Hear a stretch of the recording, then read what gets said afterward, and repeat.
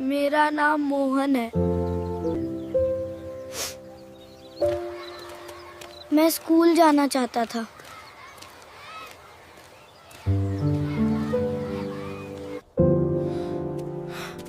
पापा बिस्तर से उठ नहीं पाए। खेत में काम करने लगा।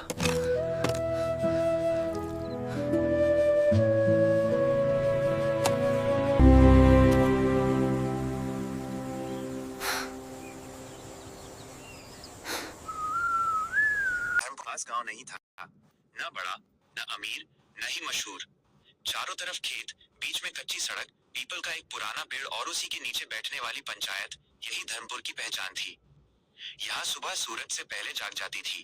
किसानों के पैरों की आहट, बैलों की घंटियां, चूल्हों से उठता धुआं और दूर कहीं किसी बच्चे के रोने की आवाज, सब मिलकर दिन की शुरुआत करते थे। इसी गांव के आखिरी छोर पर एक कच्चा सा घर था। टीन की छत, मिट्टी की दीवारें और दरवाजे पर बंधी एक दुबली गाय, यही घर था मोहन का। मोहन उम्र में ज्यादा बड़ा नहीं था, सिर्फ 14 साल। लेकिन उसकी आंखों में उम्र से कहीं ज्यादा थकान थी। उसकी माँ उसे 5 साल की उम्र में छोड़ गई थी। बीमारी ने धीरे धीरे उसकी सांसें छीन ली थी। उस दिन के बाद घर की रसोई कभी पहले जैसी नहीं रही। पिता रामदीन कभी गांव के सबसे मेहनती किसान थे, लेकिन वक्त ने उन्हें भी नहीं छोड़ा। कमर झुक गई थी, सांस फूलने लगी थी और हाथों में पहले जैसी ताकत नहीं रही। घर में तीसरा सदस्य थी छोटी बहन गुड़िया।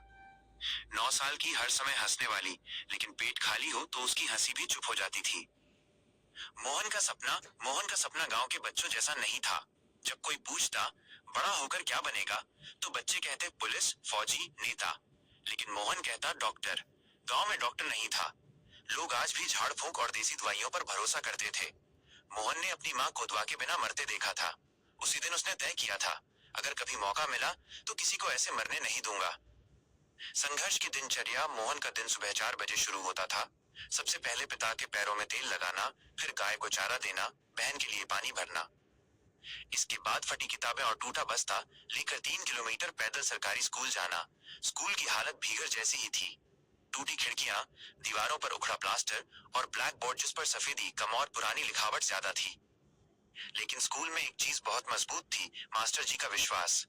मास्टर श्यामलाल ज्यादा पढ़े लिखे नहीं थे, लेकिन ईमानदार थे। वो अक्सर कहते, मोहन, किताबें पुरानी हो सकती हैं, लेकिन सपने नए होने चाहिए। किस्मत की मार, एक दिन दोपहर में रामदीन खेत में काम कर रहे थे। धूप तेज थी, पसीना आंखों में जा रहा था। अचानक उनके हाथ से हंसिया छूट गया और वे जमीन पर गिर पड़े। गांव वाले उन्हें किसी तरह शहर ले गए। डॉक्टर ने रिपोर्ट देखी और सिर हिला दिया। अब ये खेत का काम नहीं कर सकते, ज्यादा जोर पड़ा तो जान भी जा सकती है। मोहन ने पहली बार अपने पिता को चुपचाप रोते देखा। उस रात घर में चूल्हा नहीं जला, गुड़िया भूखी सो गई और मोहन छत की ओर देखते हुए सोचता रहा, क्या सपनों की कीमत इतनी बड़ी होती है। आखिरी घंटी।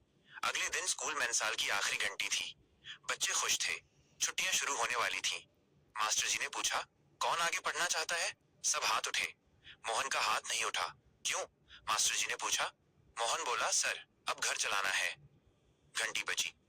वो आवाज मोहन के दिल पर हथौड़े की तरह लगी। उसने बस्ता रखा और स्कूल से निकल गया।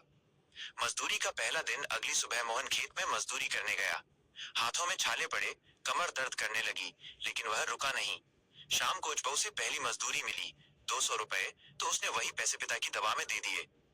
गुड़िया ने पूछा, भैया तुम स्कूल क्यों नहीं गए? मोहन मुस्कुराया, छुट्टी है, लेकिन उसकी आंखें झूठ नहीं बोल पा रही थीं। गांव का फैसला। तीसरे दिन जब मोहन खेत में काम कर रहा था, तभी उसने देखा धूल उड़ती हुई आ रही है। पूरा गांव उसकी ओर बढ़ रहा था। आगे आगे मास्टर जी थे, पीछे सरपंच। सरपंच बोले, मोहन, ये गांव तुझे पढ़ाएगा। गांव ने चंदा इकट्ठा किया, रामदीन का इलाज हुआ, मोहन की फीस भरी गई। मोहन रो पड़ा। उस दिन उसने समझा, इंसान अकेला कमजोर होता है, लेकिन समाज के साथ अजय। लंबा सफर, साल बीतते गए। मोहन ने 10वीं पास की, फिर 12वीं, फिर मेडिकल की तैयारी। रात रात भर लालटेन के नीचे पढ़ता। कई बार लगा अब नहीं होगा, लेकिन फिर गांव की उम्मीद उसे संभाल लेती। आखिरकार वह डॉक्टर बन गया। वापसी। बरसों बाद धर्मपुर में एक पक्का अस्पताल बना। नाम था रामदीन जन चिकित्सालय। पहले दिन मोहन ने सफेद कोट पहना और पीपल के पेड़ के नीचे झुककर प्रणाम किया। घंटी बजी, लेकिन यह स्कूल की नहीं थी। यह उस सपने की घंटी थी जो कभी टूटा नहीं। अंतिम सीख। गरीबी इंसान को रोक सकती है, लेकिन उसे हरा नहीं सकती। अगर साथ देने वाला समाज हो, तो हर घंटी नई शुरुआत बन जाती है।